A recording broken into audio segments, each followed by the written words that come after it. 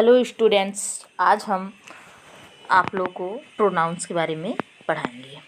आगे कारक हो गया था, आज पढ़ाएंगे प्रोनाउन। सर्वनाम शब्द का अर्थ है सबका नाम। सर्वनाम शब्द का प्रयोग संज्ञा के स्थान पर किया जाता है। भाषा में बार बार संज्ञा शब्द की पुनरुक्ति भाषा के सौंदर्य को नष्ट कर देती है, जिससे वाक्य प्रभावहीन तथा अटपटे लगते हैं। इसलिए जो है संज्ञा के स्थान पे सर्वनाम का प्रयोग किया जाता है। यहाँ पर एक उदाहरण दिया है। विकास ने विकास की माँ को कहा कि विकास को विकास के लिए नई साइकिल खरीदनी है। तो ये वाक्य सुनने में और पढ़ने में थोड़ा अटपटा लग रहा है। तो वाक्य की सुंदरता के लिए हमें क्या करना पड़ता है? ये जो सर्वनाम शब्द दिया है, विकास हमारा क्या है? संज्ञा शब्द है। तो संज्ञा शब्द के स्थान पे हमें क्या करना है? सर्वनाम शब्द रखना है। यहाँ पर विकास भी क्या है आपका? संज्ञा, विकास संज्ञा, है ना। तो ये सब क्या है? आपके संज्ञाएं हैं। तो एक ही संज्ञा का बार बार प्रयोग हुआ है, इसलिए जो है वाक्य की सौंदर्यता जो है नष्ट हो गई है। इसलिए हम क्या करते हैं? विकास की जगह सर्वनाम शब्द का प्रयोग करते हैं। जैसे यहाँ पर हम देखेंगे, विकास ने अपनी माँ से कहा, विकास ने अपनी माँ से कहा कि उसे अपने लिए नई साइकिल खरीदनी है। विकास आपका यहाँ पर क्या है? एक ही बार आया, संज्ञा शब्द है। अपनी विकास का ही प्रयोग यहाँ पर भी हुआ था। माँ से कहा कि उसे अपने लिए नई साइकिल खरीदनी है। तो ये सब आपके क्या हैं? ये और ये सब कैसे हैं? सर्वनाम शब्द है। विकास के स्थान पे किसका? सर्वनाम शब्द का प्रयोग हुआ है। तो इसलिए हम कह सकते हैं संज्ञा के स्थान पर प्रयुक्त होने वाले शब्द हमारे क्या कहलाते हैं? सर्वनाम शब्द कहलाते हैं। सर्वनाम के मुख्यतः कितने भेद होते हैं? सर्वनाम के 6 भेद होते हैं। 6 भेद कौन कौन से हैं? पुरुषवाचक सर्वनाम, निश्चयवाचक सर्वनाम, अनिश्चयवाचक सर्वनाम, प्रश्नवाचक सर्वनाम, संबंधवाचक सर्वनाम, निजवाचक सर्वनाम। तो यहाँ पर पुरुषवाचक सर्वनाम के भी कितने भेद होते हैं? 3 भेद होते हैं। पुरुषवाचक सर्वनाम के कितने भेद होते हैं? 3 भेद होते हैं। पहले हम यहाँ पर पढ़ेंगे पुरुषवाचक सर्वनाम। बोलने वाले, सुनने वाले तथा किसी तीसरे व्यक्ति के लिए प्रयुक्त होने वाले सर्वनाम पुरुषवाचक सर्वनाम कहलाते हैं। यहाँ पर आपको 3 सेंटेंस देखने को मिलेगा। मैं क्रिकेट खेल रहा हूँ। मैं यानी कि उत्तम पुरुष। तुम कब लौटोगे? तुम यानी कि मध्यम पुरुष। वह 8वीं कक्षा में पढ़ता है। वह यानी कि अन्य पुरुष। यहाँ पर मैं जो है उत्तम पुरुष, तुम क्या है? मध्यम पुरुष, वह क्या है? अन्य पुरुष शब्द है। तो यहाँ पर आपको पुरुषवाचक सर्वनाम के कितने भेद मिले हैं? 3 भेद। ठीक है। मैं शब्द हमेशा क्या होता है आपका? उत्तम होता है। और तुम जो है क्या होता है? मध्यम होता है। वह यानी कि जो मैं यानी कि उत्तम पुरुष जो है मध्यम पुरुष से जब बात करता है, तो मैं यानी कि जो बात करता है वो उत्तम होता है, जिससे बात करता है वो मध्यम होता है।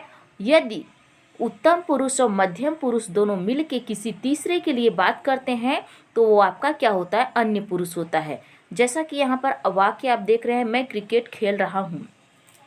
तो मैं क्रिकेट खेल रहा हूँ, वह किसी से ये बात कह रहा है। तुम कब लौट कर आओगी? तुम कब लौट कर आओगी यानी कि यहाँ पर मैं किससे बात कर रहा है? तुमसे, कि तुम कब लौट कर आओगे।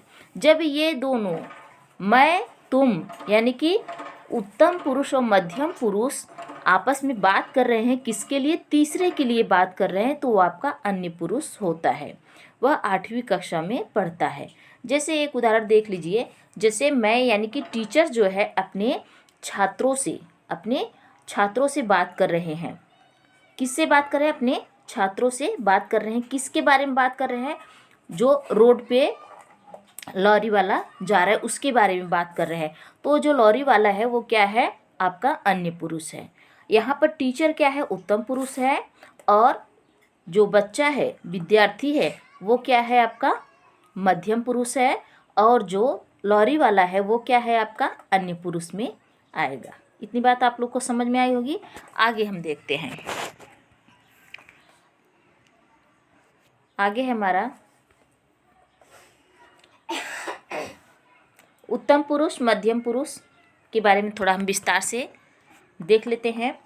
उत्तम पुरुष जिन सर्वनामों का प्रयोग बोलने अथवा लिखने वाला व्यक्ति स्वयं अपने लिए करता है उन्हें हम उत्तम पुरुष कहते हैं, जैसे मैं और हम।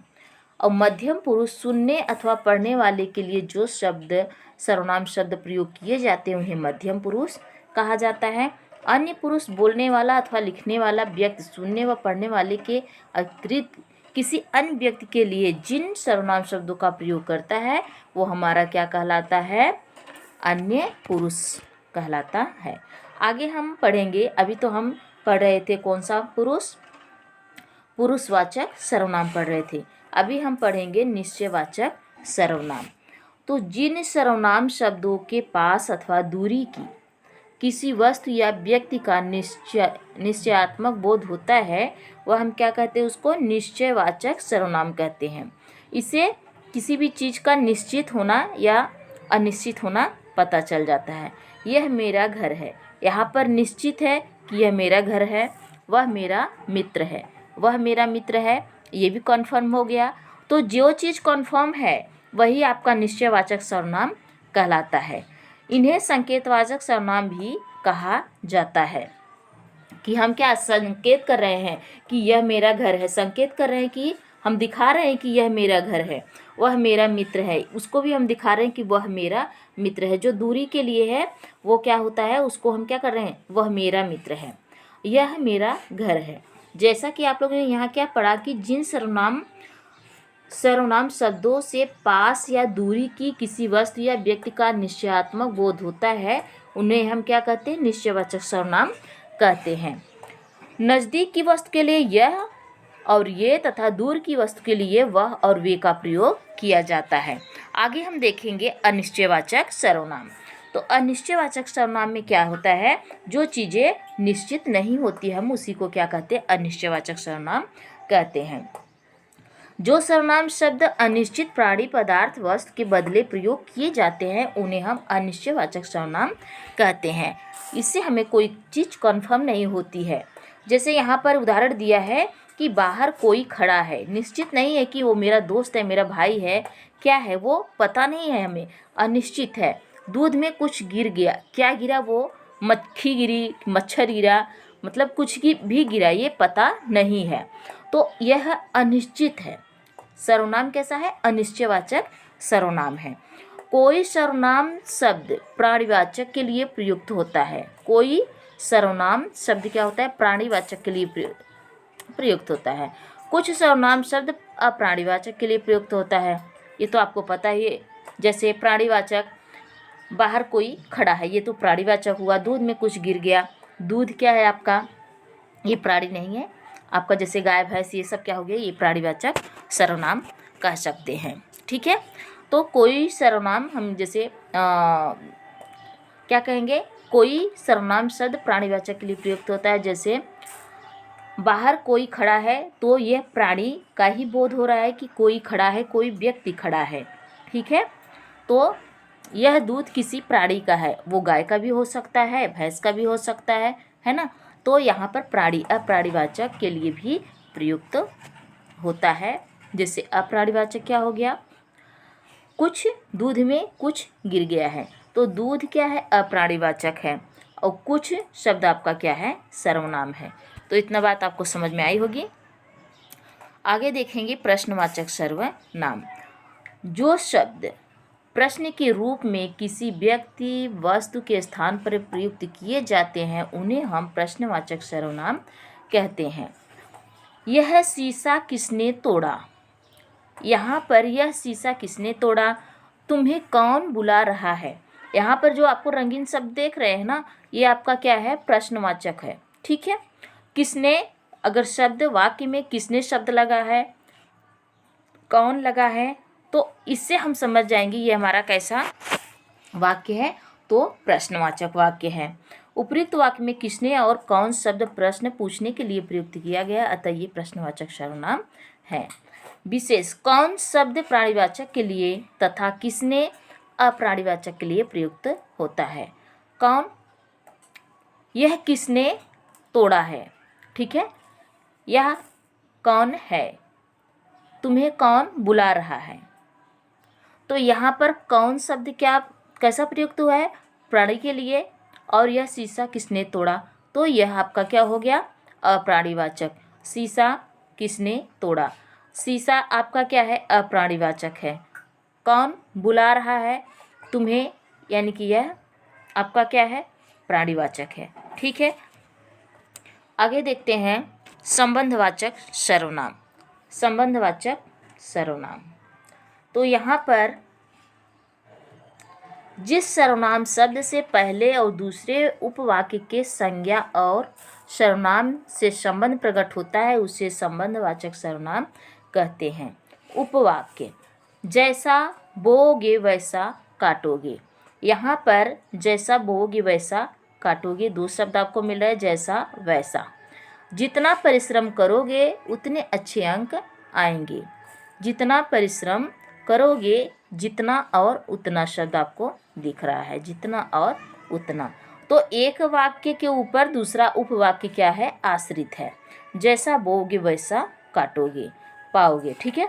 या फिर जितना परिश्रम करोगे उतने ही अंक आपको प्राप्त होंगे। तो एक वाक्य पर दूसरा उपवाक्य क्या है, आश्रित है। तो उपयुक्त वाक्य में जैसा वैसा तथा जितना उतना सर्वनाम शब्दों में परस्पर संबंध होने के कारण संबंधवाचक सर्वनाम है, ठीक है। आगे है निजवाचक सर्वनाम। निजवाचक सर्वनाम जो अपने खुद के लिए जो प्रयोग किया जाता है उसे हम निजवाचक सर्वनाम कहते हैं। पढ़ लेते हैं, वाक्यों में जिन सर्वनाम शब्दों का प्रयोग कर्ता के साथ अपनेपन का बोध कराने के लिए किया जाता है वे निजवाचक सर्वनाम कहते हैं। जैसे हम जो अपने के लिए, खुद के बारे में बात कर रहे हैं वही हमारा क्या होता है, निजवाचक सर्वनाम होता है, ठीक है। आइए उदाहरण देख लेते हैं। मैं अपने कपड़े स्वयं धोता हूँ। मैं अपने कपड़े खुद धोता हूँ, तो यहाँ पर स्वयं या खुद शब्द कैसा है, निजवाचक सर्वनाम है। बच्चा अपने आप सीढ़ियाँ चढ़ गया।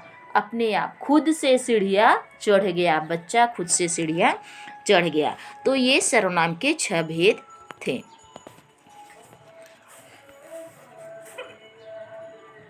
आगे हम आपको सर्वनाम के संबंध में कुछ विशेष बातें नेक्स्ट वीडियो में बताएंगे। आज के लिए इतना ही, धन्यवाद।